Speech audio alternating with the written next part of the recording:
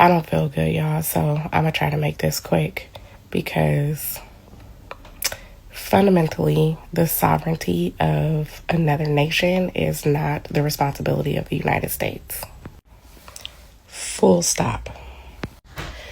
We should not be confused by the different opinions that you're seeing. There are Venezuelans that are excited that Maduro is gone, and there are Venezuelans that want Maduro back because it's not the role of the U.S. to come in and get him. This would be very similar to someone coming in and getting Trump, and those of us, like myself, that would be very excited, but you would also have an entire base of people who would be very upset.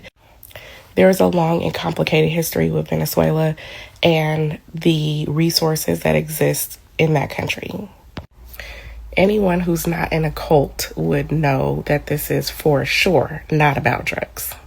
It's also about more than oil. It's about control of resources. Beyond oil, there's fresh water, there's minerals. This is strategic territory in a shifting global order. Anyone who's not in a cult will also know that this is not about democracy. There will be no free and fair elections in Venezuela. We should be so clear that a country whose political system is riddled with gerrymandering and election theft and domestic terrorism and extremism and corruption, those traitors cannot export legitimate democracy to another country.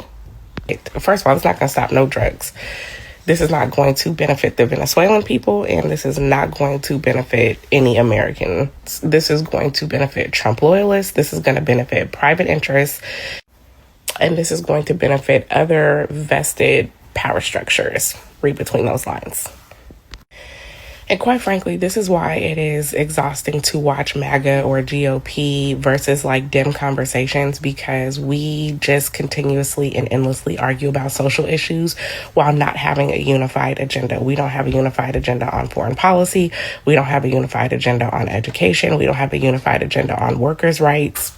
None of that. And by we, I want to be clear, I'm not a Democrat or a liberal. I'm left. But we who lean left have no economic agenda. And this is why we don't have anything to hold our politicians accountable to, oftentimes beyond our own single issue grievances. And this is something that's got to stop. All right, I'm going back to sleep, y'all.